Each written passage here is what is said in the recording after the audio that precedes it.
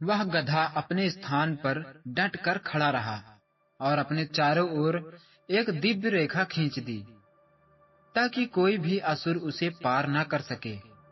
लेकिन असुर भी बहुत ही लालायित और उत्सुक थे कि आखिर देवी अंदर घुस कर क्या रही है। असुरों के सरदार ने गधे को ललकारते हुए कहा, गधे, तू मेरे रास्ते से हट जा, क्योंकि मैं यह जानना चाहता हूँ कि वह देवी हर महीने कुछ समय के लिए क्यों छुप जाती है। तब गधे ने कहा, तुम चाहे जितनी भी कोशिश कर लो, लेकिन मैं अपने स्थान पर अडिग रहूंगा।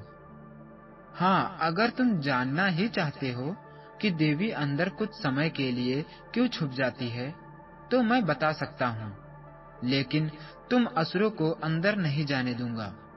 तब असुरों के सरदार ने कहा, ठीक है गधे, बता क्यों तुम्हारी देवी अंदर कुछ समय के लिए छुप जाती है। तो गधे ने कहा, दोस्तों, कहानी शुरू करने से पहले आज की पहेली को ध्यान से सुनें और अपना जवाब कमेंट बॉक्स में जरूर बताएं। ऐसी कौन सी चीज है जो होती तो सबके पास है, लेकिन उसका उपयोग सिर्फ उसका मालिक ही कर सकता है।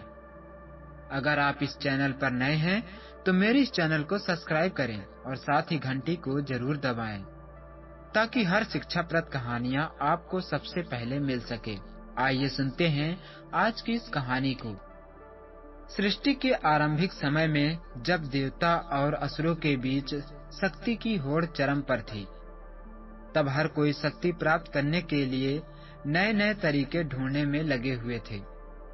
देवी दुर्गा, जिन्हें सभी त्रिलोकी में सबसे शक्तिशाली देवी माना जाता था, असुरों के आतंक का एकमात्र समाधान थी।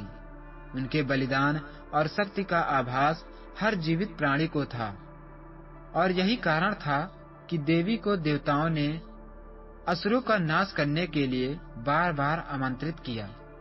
लेकिन हर बार युद्ध के बाद देवी को एक विश्राम की आवश्यकता होती थी, ताकि वे अपनी ऊर्जा को फिर से संचित कर सकें। देवताओं के लिए यह भी एक रहस्य ही था कि देवी की शक्ति का पुनः सृजन कैसे होता है। यह शक्ति का चक्र हर माह के अंत में देवी के शरीर में ऊर्जा के रूप में प्रवाहित होता और उन्हें एक नई ऊर्जा प्रदान करता, जो उन्हें फिर से शक्तिशाली बनाता था। यह रहस्य था स्त्रियों के मासिक धर्म का प्रतीक। यह चक्र देवी के माध्यम से हर स्त्री में उत्पन्न होता, और यह एक दिव्य आशीर्वाद था जो उन्हें सृष्टि की जननी के रूप में मान्यता देता था। असुरों के सरदार अंधकासुर ने एक योजना बनाई।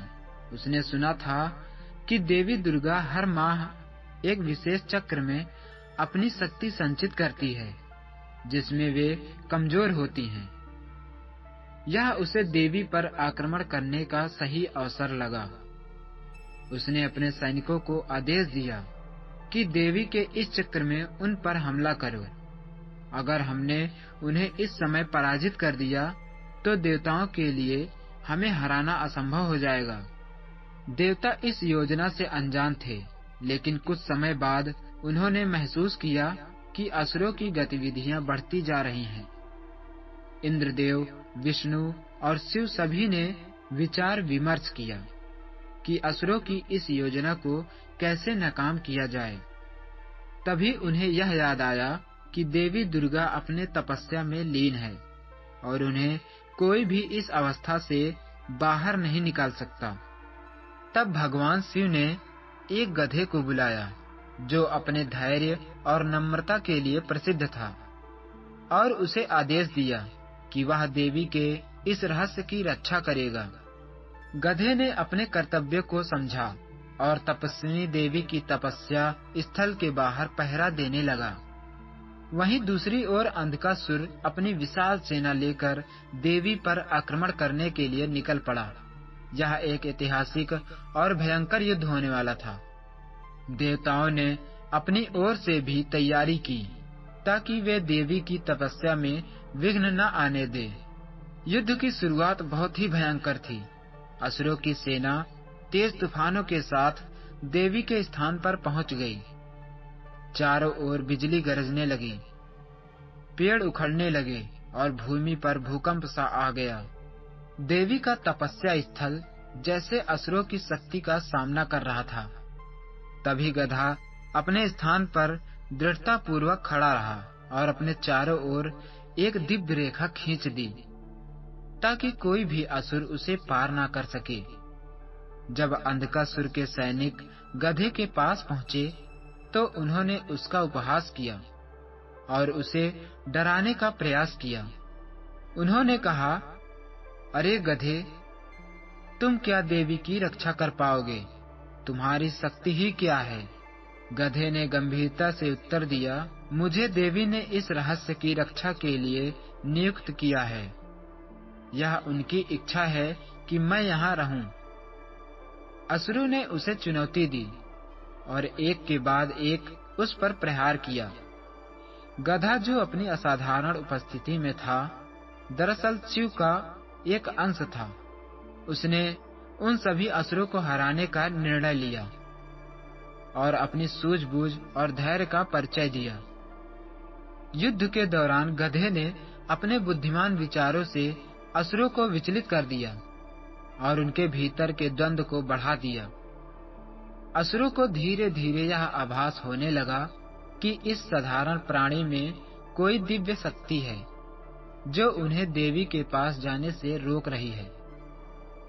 गधे ने असुरों को बताया कि स्त्री का मासिक धर्म केवल एक शारीरिक प्रक्रिया नहीं है, यह देवी का आशीर्वाद है, एक शक्ति का चक्र है जो उन्हें पुनः ऊर्जा देता था।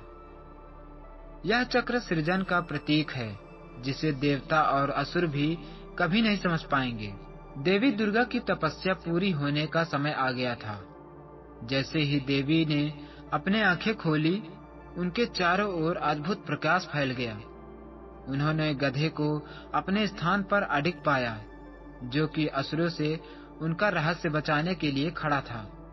देवी ने गधे को आशीर्वाद दिया और उसे अपने तप की सुरक्षा के लिए धन्यवाद दिया। देवी ने अपनी शक्ति से असुरों का संहार कर दिया और अंधकासुर को यह सिखा दिया कि स्त्री के भीतर की शक्ति कभी कम नहीं होती, चाहे वह किसी भी अवस्था में हो। यह रहस्य केवल स्त्री का ही नहीं, अपितु सृष्टि का भी है।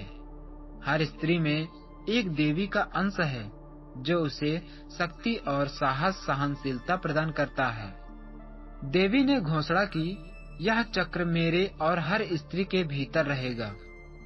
यह उन्हें हर कठिनाई में मजबूत बनाएगा और उन्हें जीवन देने की शक्ति प्रदान करेगा। भगवान शिव ने भी गधे को आशीर्वाद दिया कि वह एक प्रतीक बनेगा धैर्य और साहस का। इस कथा से यह संदेश मिलता है कि स्त्री का मासिक धर्म न केवल प्राकृतिक प्रक्रिया है, बल्कि उसकी शक्ति, सहनशीलता और सृजन शक्ति का प्रतीक है। दोस्तों, अगर आप लोगों को यह कहानी अच्छी लगे तो मेरे इस चैनल को सब्सक्राइब करें और साथ ही घंटी को जरूर दबाएं, ताकि आप तक मेरी हर अच्छी प्रेरणादायक कहानियां सबसे पहले पहुंच सके। मिलते हैं अगले वीडियो में एक नई कहानी के साथ। तब तक इस कहानी का आनंद लेते रहिए। धन्यवाद।